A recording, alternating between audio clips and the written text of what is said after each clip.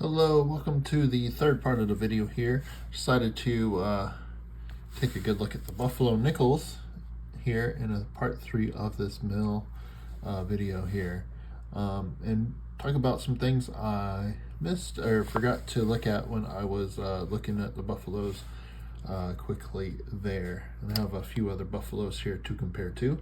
So let's take a quick look at this and we'll break it down. I have not done anything to these yet. I don't think I'm going to need to nick a date to come up with a date on these, and I'll show you why here in just a second. Intro, take 473. Cue music. Cue coins.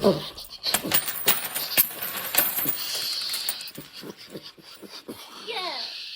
All right. Awesome. Now pick them up. I'm not rich. Okay, so I have here the two Buffaloes that came in the mail with all the other nickels and pennies there. And these have been worn flat. You can't see any date here. Almost all of Liberty is gone. You can kind of see the bottom of the T and Y there. And you can just see how worn it is. But the one thing I forgot to mention and look at is the mound here. In 1913, they had a raised mound, and after that, a recessed mound. And based on the wear here, this one looks like a raised mound. So this one should be 1913, and this one should be 1913 as well. As you can see, this one's worn pretty flat as well. This is about as worn as almost as worn as you can get, and still have some details. This one looks like it's 2013, but there may have been a recessed mound here. Let's look at that really close there. Could just be some dirt. I'm just saying that's causing it to look that way. But so those both should be 1913s. Now whether or not they have a mint mark, that is up in the air. So let's see. I've got some Buffaloes here we're going to take a look at. You see this one is a 1921. You can still see the date there. You can still see a lot of Liberty, but you see how recessed the mound is here. And when these get worn, you can still see a bit of the recess there. Let's see if I have one that's worn here. I think all these might have dates. I might have to look for some without dates on them. I want to find a worn one, but I think, oh well. Let me pause and take a look here. Here's one that either I nickedated or someone else nickedated there, to get the date there. And you can see how this one is kind of worn on the back, but you can still see it was a recessed mound. I didn't know how to V-nickel in there. All right, let me see if I can find another one that's worn pretty flat. This one was worn really flat. Looks like it was nickedated to be a 1918 here. And you can see it, still see, even though it was pretty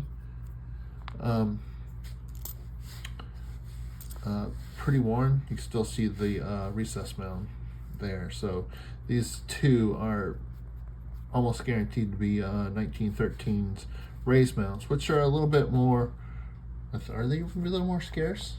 Let me check on that. Let me see if I can find another Buffalo that is very worn and missing a date here, and I'll double check and on the vintages for these real quick. Okay, so we have a few here, and I'll take another look at this. You see how it is worn flat. I have a few here. This is a 1926, and you can see the date is barely there, and you can see how recessed that is. I have a few of these. There's a 23 that's almost flat, and still you can see the 5 cents on the reverse. Oh, it's barely being able to be made out there, all recessed. And then also I grabbed, this is the nicest type 1 Buffalo I have. Probably about a VF to XF condition, but still pretty good details there. Full horn on the reverse, And if you look down at the bottom, you see how the raised mound is there. So the 5 cents would get worn off really easily there. So that is pretty cool. This one does have a little bit of a rotated reverse too, which is pretty common on Buffaloes, but I think that's in a pretty decent shape and still has the full horn there. So that's pretty cool. So both of these, I don't have to nick a date. They are 1913 Type 1s. The only thing is I could probably try and nick a date, see if it are S-minted or D-minted, which would be more of a key dates and stuff. But we look here. So variety 1, there was 30 million minted in Philadelphia, 5.3 or almost 31, 5.3 million in Denver, and 2.1 million in San Francisco, making that the hardest to find. You can see they got a picture of the Type 1 raised ground, Type 2 recess right here. Let's see, variety 2, there was slightly less variety 2 in Philadelphia and slightly less of the variety 2 in both Denver and San Francisco. So nice. I thought the variety 1 was a bit more rare, but it looks like the variety 2 for 1913 is a little more rare. Well, cool. So those are the mintages there. So that's what we have. We have two 1913 Type 1 Buffalo nickels here. And again, I don't, because of how flat these are worn, even if I did put a little nickel date on there, I probably wouldn't be able to get a mint mark off of them. Maybe this one, possibly, but probably not.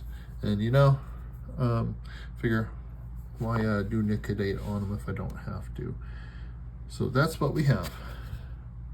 1913 Type 1 raised mound there. Two of those. So there we go. And I should have, when I looked at these the first time, I should have double checked the mound. I usually do double check the mound, but for some reason I just slipped my mind while I was going through the coins, and I did not check that. Sometimes I make some mistakes and forget a few things. So yep, so I didn't have to nickel date these to determine the date, and we are good to go on these two 1913 Buffaloes. So I do hope you found that useful. If you did, hit the thumbs up and drop a comment down below. Let me know what you thought.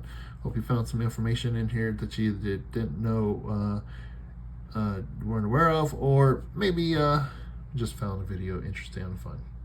All right, well, thank you very much for watching, everyone. Have a great day.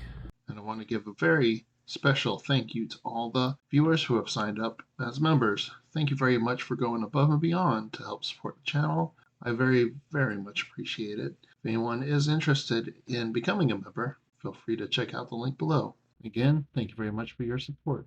Well, I do hope you enjoyed the video. If you click on that link right there, it'll help me out. And then I have a couple videos over here that is recommended. So if you would like to watch another one, I would definitely appreciate it. Thank you very much for watching, everyone. Have a great day.